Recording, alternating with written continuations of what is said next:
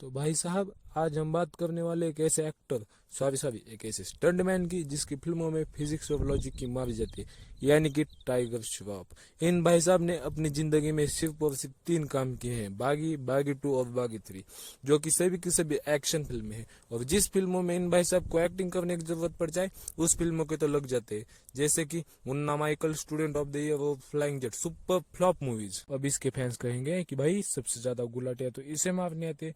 अरे हाँ भाई, अच्छा स्टंट करने से कोई अच्छा कुंफू मास्टर या जिम्नास्टिक बन सकता है, लेकिन एक्टर नहीं। लेकिन हम तो ठहरे स्टार किड।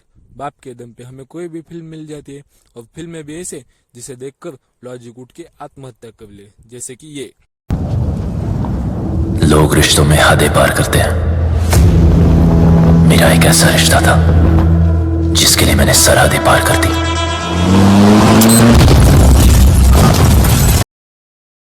बिल्कुल सही बकचोदी की यहाँ पे सारी हदें पार कर दी चुकी है, गाड़ी की फटकर चार हो गई, लेकिन हमारे भाई की पलक तक नहीं, जबकि या फिर हम ही नालायक है, हमारे सामने कोई लक्ष्मी बम फोड़ दे तो हम घर में जाकर छुप जाते हैं या फिर चड्डी में मुद देते हैं भाई कि नहीं। हमारे सेक्सी लोंडे के तो एक्सप्रेशन भी चेंज नहीं हुए, क्योंकि इसमें टैलेंट भी इतना कुट कुट के भरा है ना। चाहे ये हंस रहा हो, रो रहा हो, एक्शन कर रहा हो, ड्रामा कर रहा हो, इसके एक्सप्रेशन सेम ही होते। और भगवान की इसमें इस पे इतनी कृपा है कि गाड़ी पूरी की पूरी फट गई और एक टुकड़ा तक आकर इसकी आंख में नहीं लगा। वाह क्या बात है भाई, वाह। कंट्रोल। ये भाई साहब इतने टैलेंटेड है कि इंडिया का खाकर इंडिया की मारने में लगे हुए। एक बार इन्होंने एक ट्वीट में कहा था कि I think other countries are much better than India in every field. There is lot more things that India should learn from other countries.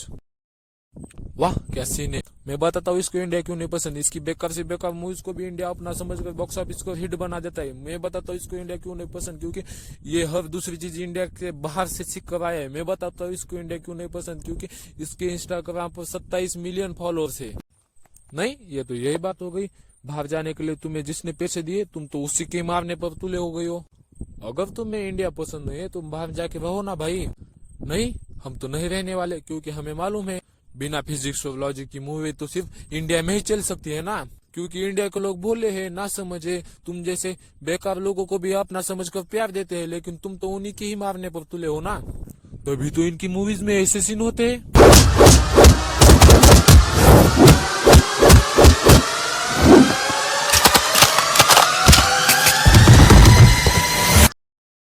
वाह क्या सीन है। 4-5 लोग गुनले के बारी बारी से टाइगर श्रॉफ भैया से पीट रहे हैं, और बाकी लोंडे वेट कर रहे, चल पहले इसे मार ले फिर हमें मारिए, हम तब तक खड़े रहेंगे। मार खाने के कुछ सेकंड बाद ऐसा चमत्कार होता है कि इन सबको लकवा मार जाता है। अबे कोई इन्हें बताओ, इसे एक्शन नहीं काला जादू कहाँ जाता है। ये तो कुछ भी नहीं है, आगे तो देखो।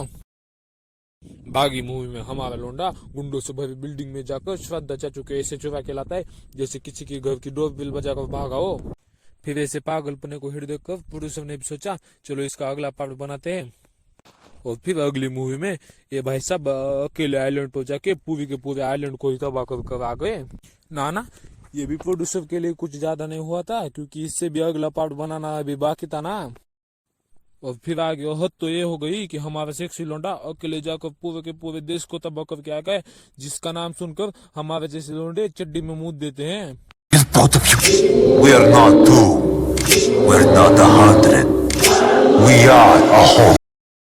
अरे पागल, तू उसे किस देश की धमकी दे रहा है जिसे तो बंदूक, राइफल, यहाँ तक कि हेलीकॉप्टर की गोलियां छू तक नहीं पाती।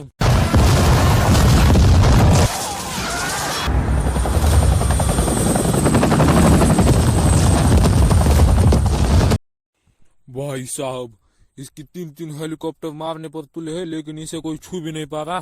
क्या बात है भाई, क्या बात है। और इतना कुछ होने के बाद भी बागी 1 और 2 बॉक्स ऑफिस पर हिट गई थी। मतलब ऐसी मूवीज देखकर भी सुपर हिट बनाने वालों को मैं बस इतना ही कहूंगा कि अपना दिमाग क्या घर पर छोड़ कर आते हो क्या भाई। क्योंकि मेरा मानना है इसकी मूवीज का नाम बागी नहीं जादूगर होना चाहिए, क्योंकि चाहे तुम इसकी बागी 1, 2 या 3, 4 कुछ भी देख लो, क्योंकि कभी कभी गुंडे इसकी लात खाने के लिए ऐसे आकर चिपक जाते हैं जैसे कि ये कोई चिंगम हो।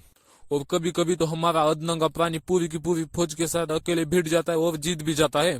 और फिर 2 मिनट बाद लकवा मारने वाला सीन जो इन्होंने हॉलीवुड मूवी से कॉपी किया हुआ है। ये तो इन्होंने हर पार्ट में डाला हो जिसका कोई सेंस ही नहीं बनता। अरे भाई प्रकृति के कुछ नियम होते हैं या फिर नहीं होते हैं? नहीं। इनकी मूवीज में हमारा अर्धनंगा प्राणी कभी नहीं हारता, चाहे इसके सामने पूरी की पूरी फौज हो या टैंक हो या पूरा का पूरा देश हो, क्योंकि हमारे अर्धनंगे प्राणी को ये कुछ होने थोड़ी ना देंगे, क्योंकि वो स्टार किटी और साथ में हैप्पी एंडिंग भी तो करनी पड़ती है।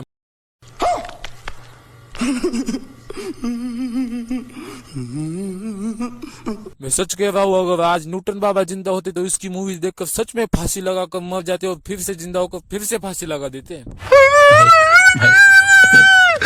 पहली मूवी में बिल्डिंग, दूसरी मूवी में पूरा का पूरा आइलैंड, तीसरी मूवी में पूरा का पूरा देश। मुझे तो ये गड़बड़ लगती है कि हमारा अर्धनंगा प्राणी बागी फोर में पूरी की पूरी पृथ्वी सेना लड़ना चला जाए और फिर भी हमारे प्रोड्यूसर साहब इसे एक भी खरोच लाए बिना पूरी इस मूवी को भी हिट बना देंगे। तो भाई आज के लिए बस इतना ही। अगली वीडियो में फिर मिलते हैं ऐसे अर्धनंगे प्राणियों को वस्तुवन करने के लिए। तब तक के लिए थैंक्स फॉर वॉचिंग। और हाँ भाई, लाइक करे बिना मत जाना और सब्सक्राइब करना ही करना। तब तक के लिए thanks for watching. Bye bye.